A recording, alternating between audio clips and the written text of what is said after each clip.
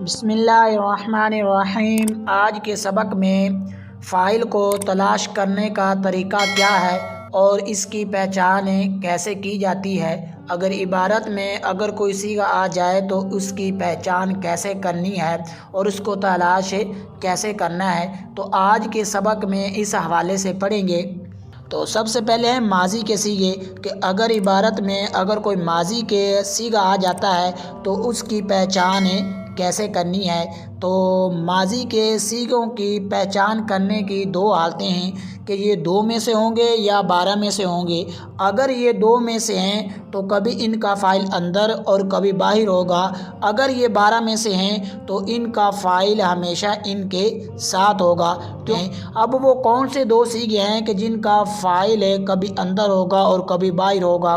وہ 2 صیغے ہیں واحد مذکر غائب اور واحد مؤنث غائب۔ تو ان کا فاعل کبھی اندر ہوتا ہے اور کبھی باہر ہوتا ہے، اور اندر کا مطلب یہ ہے کہ جب یہ 2 صیغے درمیانے کلام میں ہوں، تو جب درمیانے کلام میں ہوں تو اس وقت اکثر طور پر ان کا فاعل ان کے اندر ہوگا، اور جب یہ درمیانے کلام میں ہوں تو ان کا فاعل اکثر طور پر ان کے اندر ہوگا۔ تو درمیانے کلام میں جو ہے ہونے کا مطلب یہ ہے کہ یہ مبتدا کی خبر بن رہے ہوں، جیسے زید ضرب ہند ضربت۔ تو اب ان مثالوں میں ضرب اور ضربت جو ہیں یہ پیچھے جو مبتدا ہے ان کی خبر بن رہے ہیں، اور ضرب کے اندر ہوا ضمیر ہے جو اس کا فاعل ہے، اور ضربت کے اندر یہ ضمیر ہے جو کہ اس کا فاعل ہے۔ اور دوسرا جو مقام ہے وہ یہ ہے کہ موصوف کی صفت بن رہے ہوں، جیسے حروف تجر الاسم۔ اب اس مثال میں یہ شرعیت عامل کی عبارت ہے، تو اس مثال میں تجر جو کہ حروف جو کہ موصوف ہے اس کی صفت بن رہا ہے، اور اس کے اندر ہی ضمیر جو کہ اس کا فاعل بن رہی ہے۔ اور تیسرا مقام ہے کہ ذوالحال کا حال بن رہے ہوں، جیسے قولہ تعالی۔ یہ شرعیت عامل کے اندر اکثر طور پر یہ عبارت آتی ہے قولہ تعالی۔ تو اب اس مثال میں تعالی جو ہے یہ حال بن رہا ہے، پیچھے ہا ضمیر جو کہ اللہ اس میں جلالت کی طرف لوٹ رہی ہے اس سے یہ حال بن رہا ہے، اور اس کا فاعل اس کے اندر ہے وہ ہے ہوا ضمیر۔ اور چوتھا مقام ہے کہ موصول کا صلہ بن رہے ہوں، جیسے فاز الولد الذی اجتہد۔ تو اجتہد جو ہے یہ الذی جو آ رہا ہے اس کا صلہ بن رہا ہے، تو اجتہد کے اندر فاعل ہے وہ ہے ہوا ضمیر۔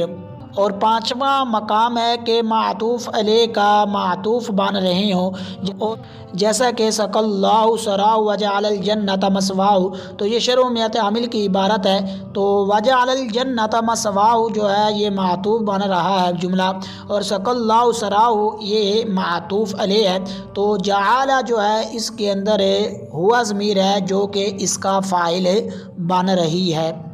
تو ان 5 مقامات میں سے اگر کوئی مقام آتا ہے تو اکثر طور پر فاعل ان کے اندر ہوگا، لیکن کبھی کبھار جو ہے یہ باہر بھی ہو سکتا ہے۔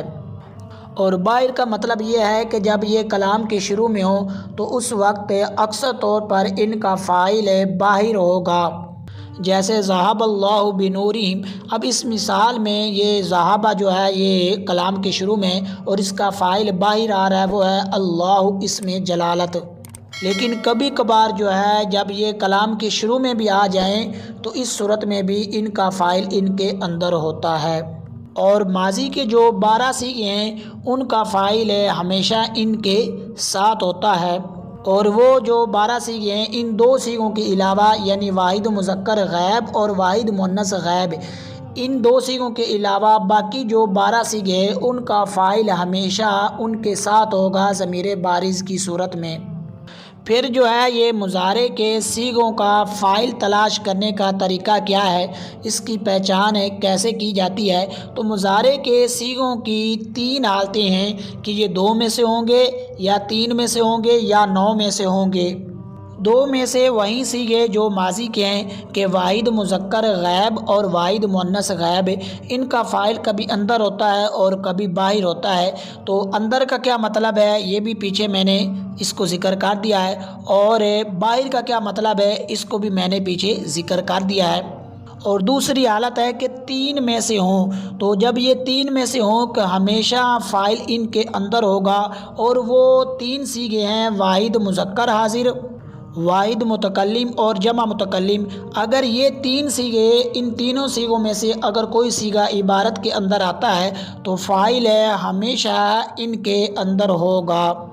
جیسے تدریبو، ادریبو، ندریبو، تو تدریبو کے اندر جو ہے یہ انت ضمیر ہے، اور ادریبو کے اندر انا ضمیر ہے، اور ندریبو کے اندر نحن ضمیر ہے، جو کہ ان کے فاعل بن رہی ہیں۔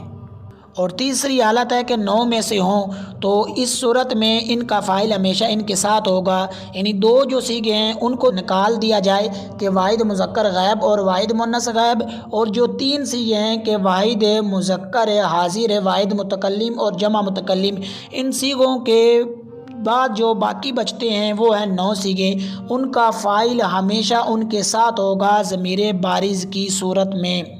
اور وہ دو صیغے کہ جن کا فاعل کبھی اندر ہوتا ہے اور کبھی باہر ہوتا ہے، تو اگر اندر ہو تو اس ضمیر کو بولتے ہیں یہ جائز الاستتار، اور وہ صیغے کہ جن کا فاعل ہمیشہ اندر ہوگا ان کو بولتے ہیں واجب الاستتار، اور وہ صیغے کہ جن کا فاعل جو ہے یہ ساتھ ہو تو ان کو بولتے ہیں، ان ضمیروں کو بولتے ہیں ضمیر بارز۔